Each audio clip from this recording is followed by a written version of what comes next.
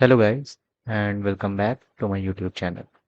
पिछले लेक्चर में हमने ये अपनी नई वाली सीरीज शुरू कर दी है और उसी पे आगे ये फॉलोइंग लेक्चर बना हुआ है। पिछले वाले में हमने आरएनएन के बारे में देखा था। आज हम मूव करेंगे ट्रांसफार्मर आर्किटेक्चर पे। तो शुरुआत करते हैं, इंट्रोडक्शन टू ट्रांसफार्मर्स। सबसे पहले जो हम इसमें देखेंगे वो हम देखेंगे अटेंशन। तो अटेंशन के बारे में हमने पिछले वाले में पढ़ लिया था, पिछले वाले लेक्चर में। वहीं से शुरू कर रहे हैं। अटेंशन क्या था? Basically it was the weighted sum of values given a query. इसकी वैल्यू क्या आ रही थी? Weighted sum of hidden states. ठीक है। तो अल्फा आई जे यहाँ पे क्या था? Alpha i j was weights. इसकी वैल्यू क्या थी? सिमिलरिटी बिटवीन डिकोडर का करंट स्टेट्स और एनकोडर के सारे प्रीवियस स्टेट्स के बीच में। अब यहाँ पे दो शब्द दिखाई दे रहे हैं, वैल्यूज एंड क्वेरी। तो ये है क्या? मतलब क्वेरी का मतलब क्या है, वैल्यू का मतलब क्या है? तो क्वेरी का मतलब होता है करंट डिकोडर हिडन स्टेट। जो भी हमारा करंट स्टेट है उसको हम क्या नाम दे रहे हैं? क्वेरी नाम दे रहे हैं। वैल्यू क्या है यहाँ पे? Encoder hidden states. ठीक है। तो हम कहते हैं कि in attention query attends to the values. ठीक। तो ये रहा हमारा शुरुआत। आगे बढ़ते हैं। अभी अटेंशन का मतलब क्या हो रहा है कि attention is a selective summary of values. ठीक। जैसे यहाँ पे डिफरेंट टाइप ऑफ वैल्यूज हैं, V1 V2 V3, जिनको हम इनकोडर हिडन स्टेट से कह रहे थे।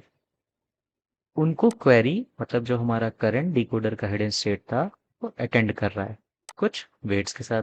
पहले वाले के लिए वेट 0.5, दूसरे वाले के लिए वेट 0.3, तीसरे वाले के लिए वेट 0.2। और ये सारे अटेंड करने के बाद हमें एक वेक्टर मिलता है। तो Q attends to V's with different weights. अब हो क्या रहा है, ये दे क्या रहा है? So basically attention is a fixed size representation given arbitrary set of representation. मतलब क्या हुआ कि जितने भी सारे ढेर सारे पिछले हिडन स्टेट्स थे एनकोडर के, उनका हमें फिक्स्ड साइज रिप्रेजेंटेशन बनाए। तो उसी को हम क्या कह रहे हैं? Attention. But why attention? Attention की आखिर जरूरत क्यों पड़ी? तो अटेंशन की जरूरत इसलिए पड़ी कि जब हम आरएनएन ट्रेन कर रहे थे तो उसमें कोई पैरेललाइजेशन नहीं है। मतलब हमें सिक्वेंशियल आगे बढ़ना ही पड़ता है, सारे वर्ड को हम पैरेलल नहीं देख सकते। इससे क्या होगा? ट्रेनिंग टाइम बहुत ज़्यादा हो जाएगा। Linear order is baked in, वही सिक्वेंशियल वाला। मतलब जैसे हमें करंट इस वाले आयत हिडन स्टेट पे पहुंचना है तो उसकी डिपेंडेंसी सारे प्रीवियस हिडन स्टेट्स पे है। तो सारे प्रीवियस हिडन स्टेट्स पे डिपेंडेंसी भी है, लेकिन वो एक एक करके जनरेट भी हो रहा है। तो जब तक यहाँ पे HI-1 नहीं आएगा तब तक हमें HI नहीं मिल पाएगा। तो हम क्या पहुंचे? HI पे रीच्ड सिक्वेंशियली टू डिकोडर। और डिकोडर क्या कर रहा है? एक बार में इन सबको अटेंड नहीं कर पा रहा है। ठीक है। इन सबको अटेंड ना करके ये क्या कर रहा है कि जब HI जनरेट हो जा रहा है तब फिर वहां से अटेंड कर पा रहा है। तो इसलिए दिक्कतें थी, इसलिए हमें किसकी जरूरत पड़ी? टेंशन की। अटेंशन ने ये सारी प्रॉब्लम सॉल्व की। अब हम देखते हैं ट्रांसफॉर्मर्स। मतलब इन जनरल ट्रांसफॉर्मर का ब्लॉक दिखता कैसा है। तो ट्रांसफॉर्मर में एनकोडर ब्लॉक होता है, डिकोडर ब्लॉक होता है। अब ये एनकोडर और डिकोडर क्या क्या करते हैं उनके बारे में डिटेल में तो हम पढ़ेंगे ही अच्छे से, लेकिन हम देख लेते हैं। तो एनकोडर का काम होता है generate sophisticated representation of source sequence. मतलब जो इनपुट सीक्वेंस जा रहा है उसका सोफिस्टिकेटेड रिप्रेजेंटेशन जनरेट करना एनकोडर का काम होता है। डिकोडर क्या कहता है? Decoder generates one token at a time to produce target sequence.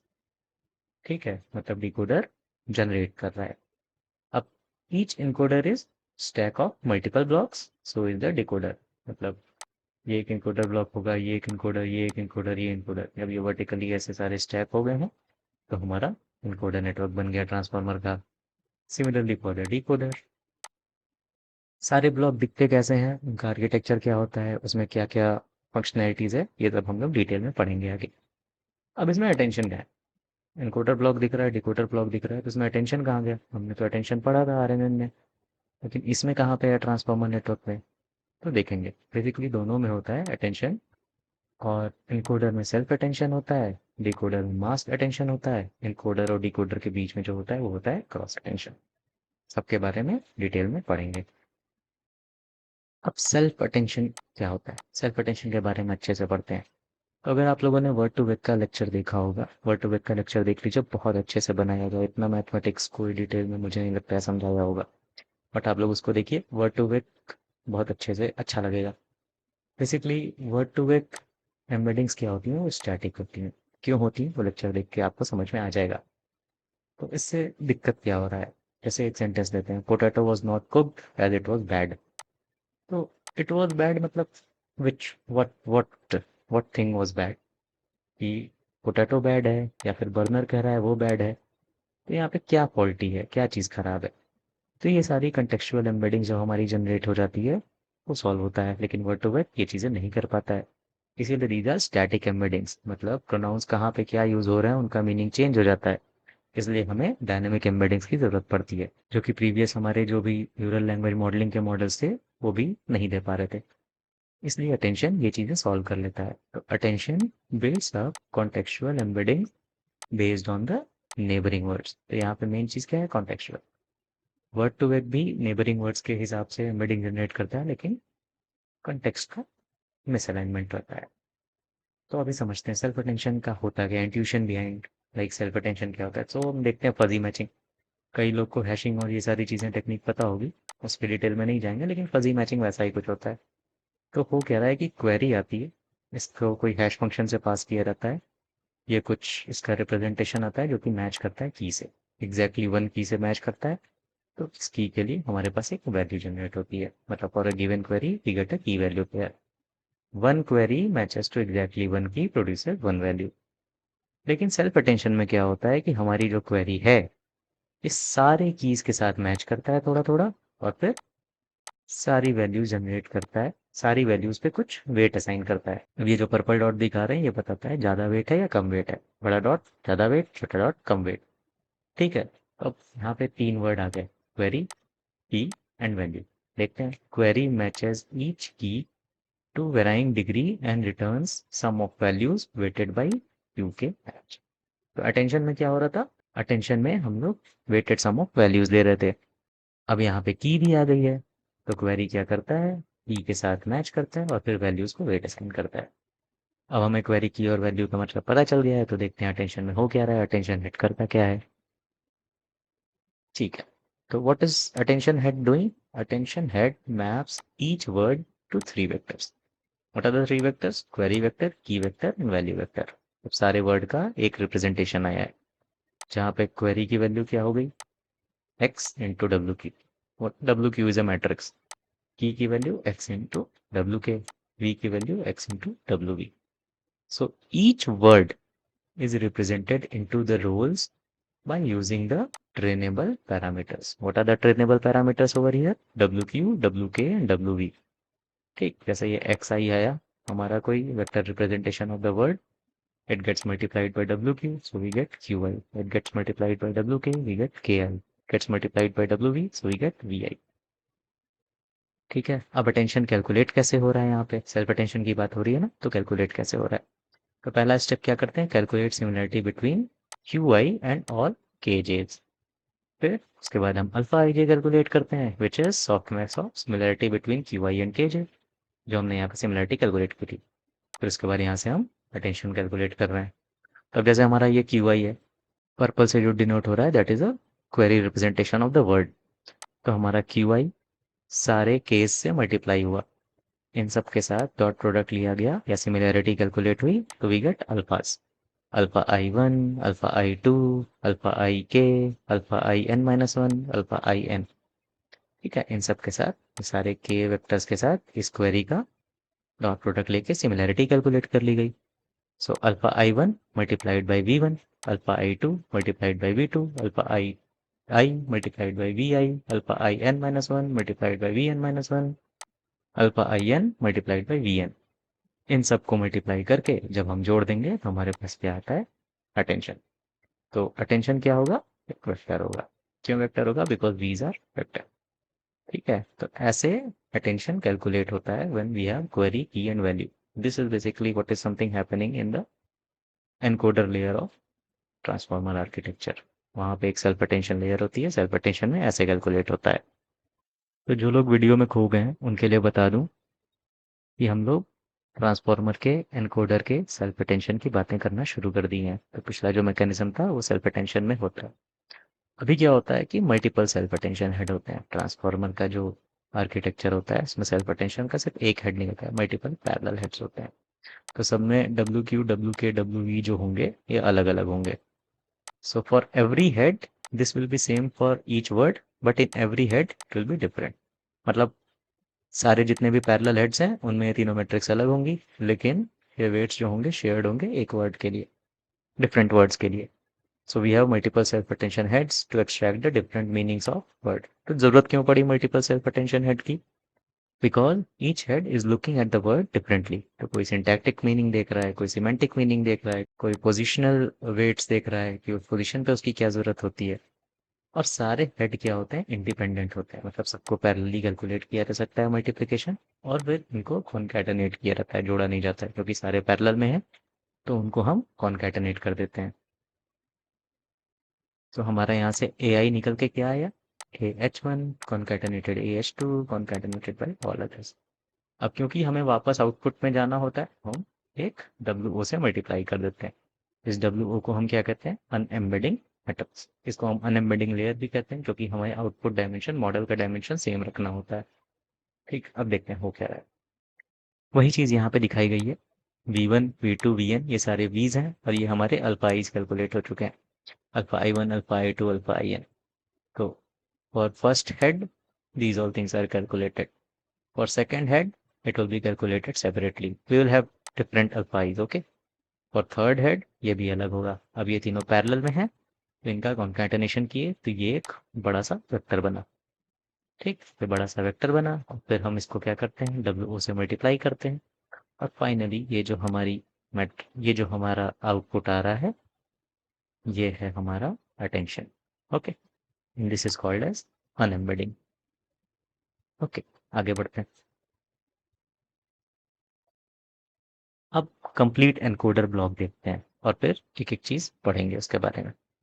तो हमारे पास एक्स आई है, which is embeddings of the given word. और यहाँ पे लिखा हुआ है पोजिशनल एनकोडिंग। एम्बेडिंग के साथ पोजिशनल एनकोडिंग जोड़ी जाती है। फिर आता है हमारा सेल्फ अटेंशन लेयर।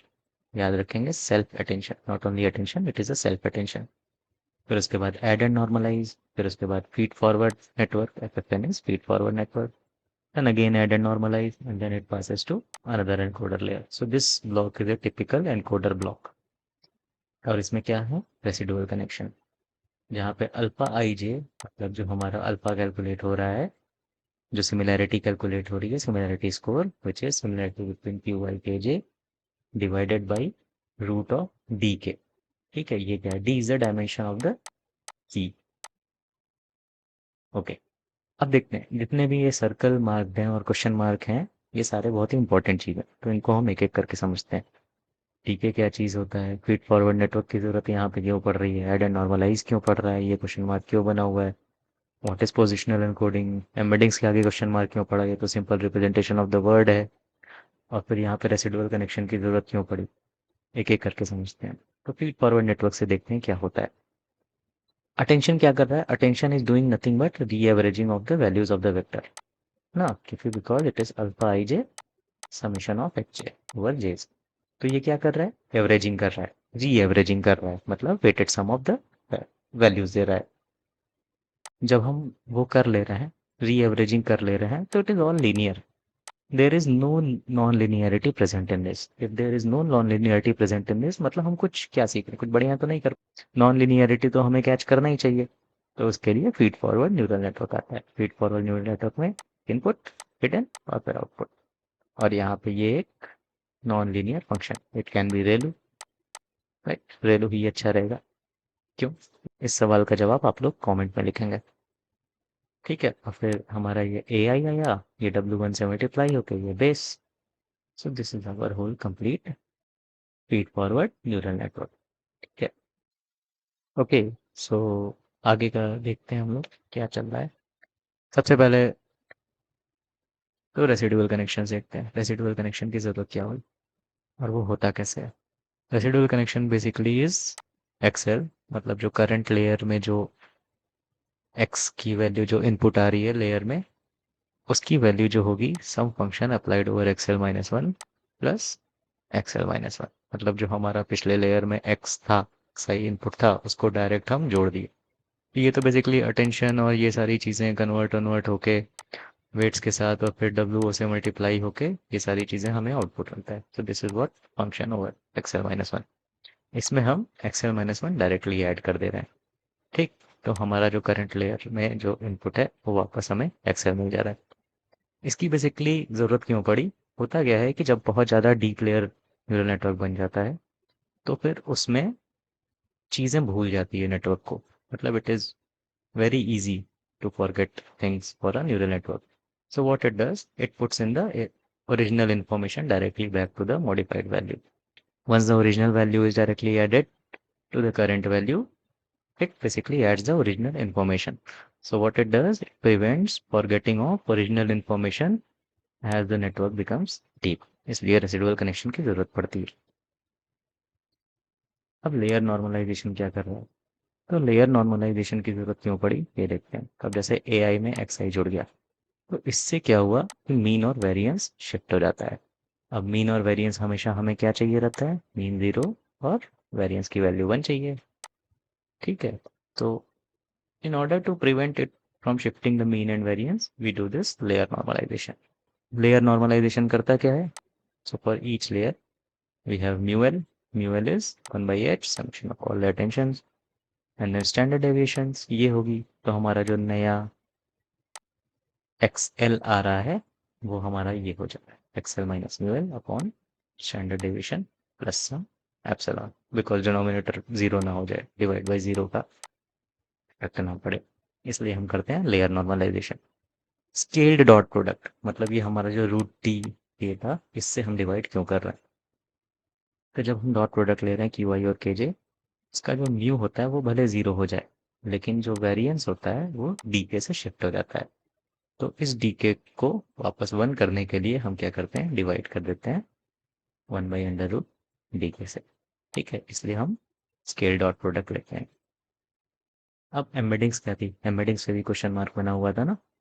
एम्बेडिंग्स पे क्वेश्चन मार्क इसलिए बना हुआ था कि इंटरव्यू में पूछा रहता है ये होती क्या है। तो ओरिजिनल ट्रांसफॉर्मर पेपर में जो था वो चीज़ हम देख रहे हैं। तो हमारा इनपुट वर्ड है एक्स आई। ठीक, इनपुट वर्ड क्या कर रहा है?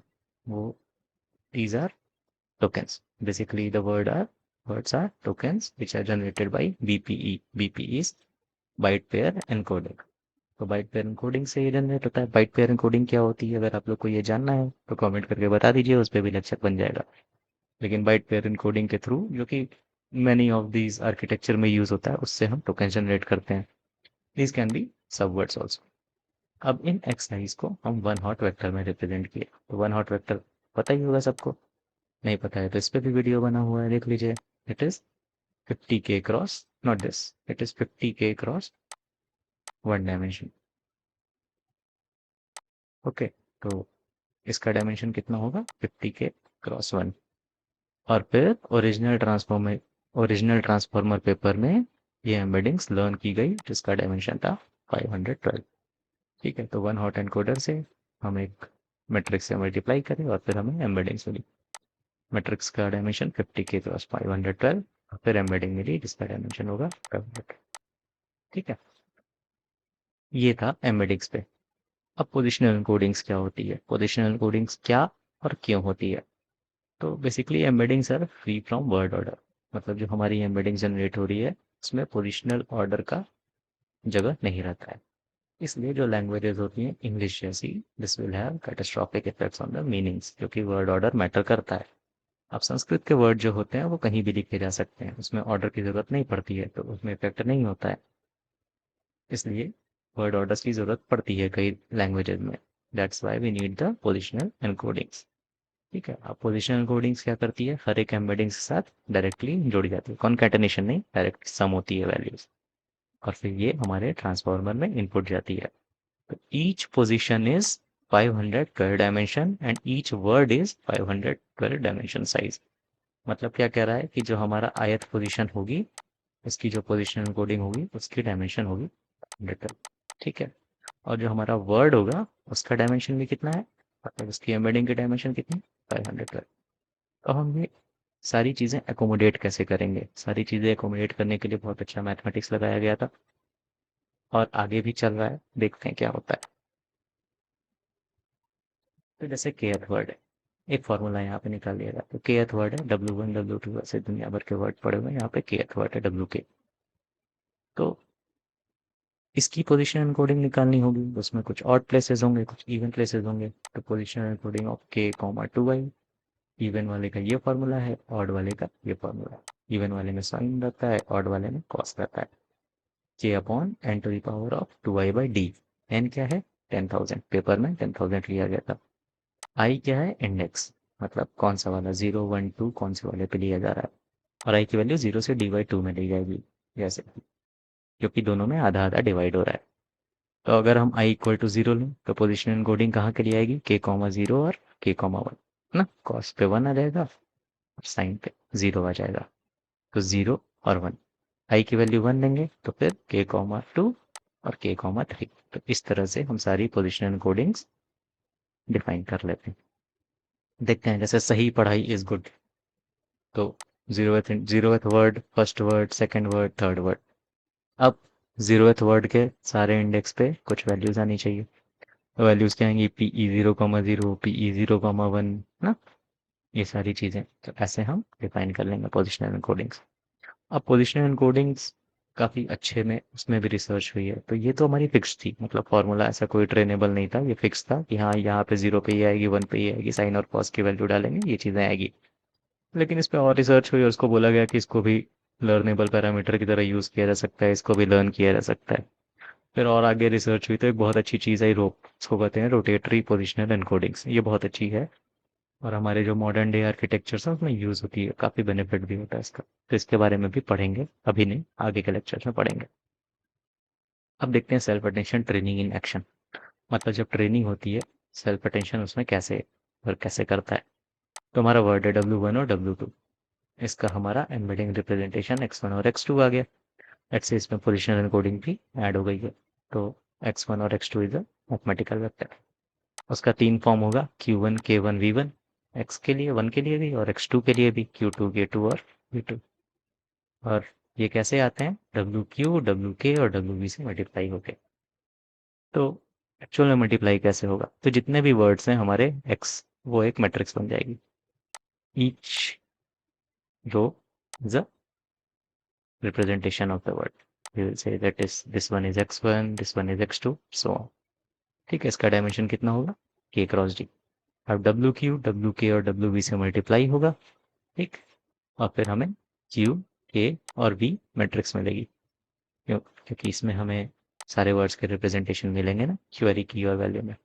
इसके डायमेंशन कितने होंगे? k क्रॉस m, मतलब वर्टिकली k होंगे और हॉरिजॉन्टली कितना हम बताना चाह रहे हैं, k cross m। Similarly for key and similarly for value v। ठीक है, अब z कैसे कैलकुलेट होता है? z मतलब हमारा जो आउटपुट अटेंशन a आएगा उसकी बात कर रहे हैं। z क्यों लिख रहे हैं? क्योंकि हमें मल्टीपल हेड चाहिए इसलिए। तो अब q dot k divided by root d into value v। ठीक है, अब q डॉट के मतलब dot product of query and key, तो q into k transpose k cross m और m क्रॉस k, तो यहाँ से निकलेगा क्या? k cross k। और k cross k into k cross m, यहाँ से क्या निकलेगा? k cross m। z का डायमेंशन कितना हो गया? k cross m। और मल्टीपल हेड्स होंगे तो ये सारी चीज़ें रिपीट हो जाएगी। तो W0 क्यू मतलब zeroeth head, W1 q W first head ना, कंप्यूटर साइंस से तो 0 से शुरू करता है इंडेक्स। एनीवेज, तो अब यहाँ पे ZH आ गया। What is ZH? मतलब concatenation of all the heads. किसका आउटपुट लेंगे? तो Z0 Z1 ऐसे ऐसे करके ZT तक। इसकी वैल्यू, इसका डायमेंशन क्या होगा? K cross TM। K cross M होना चाहिए था T टाइम, ठीक। K इज वर्टिकल और M ऐसे और इंटू T, तो K क्रॉस MT। अब हमारा जो अनएम्बेडिंग वाली मैट्रिक्स होगी WO, उसका डायमेंशन क्या होगा? MT cross DV। DV is the output, मतलब आउटपुट वेक्टर का जो हम डायमेंशन D बोल रहे हैं, that is something called DV। ठीक है, तो ऐसे सेल्फ अटेंशन की ट्रेनिंग होगी, मतलब सारे एक्स को हम एक मैट्रिक्स में डाल देंगे और फिर उसके बाद सब कुछ करते करते हमें फाइनली इस तरह से आउटपुट मिलेगा। ठीक, अब देखते हैं नंबर ऑफ पैरामीटर्स कैलकुलेट कर लेते हैं। ये थी हमारी पूरे एनकोडर साइड की सेल्फ अटेंशन और उसके आर्किटेक्चर की क्या क्या बातें होती है, कौन कौन सी उसमें लेयर्स पड़े हुए हैं, उनकी ज़रूरत क्या पड़ती है, वो सारी चीज़ें देख ली। अब हम देखते हैं डायमेंशन। लोग कहते हैं ना मिलियन पैरामीटर, बिलियन पैरामीटर, ये सारी चीज़ें आती कैसी है। तो let's say D is our model dimension. तब जो हमारा आउटपुट आ रहा है उसका डायमेंशन डी। ठीक है, एनकोडर हमें रिप्रेजेंट करके दे रहा है ना वर्ड, तो हम कह रहे हैं डी लेंथ का है, डी क्रॉस। ठीक, डायमेंशन इज डी और ये है वन। ठीक है, तो हम कह रहे हैं उसमें डी है।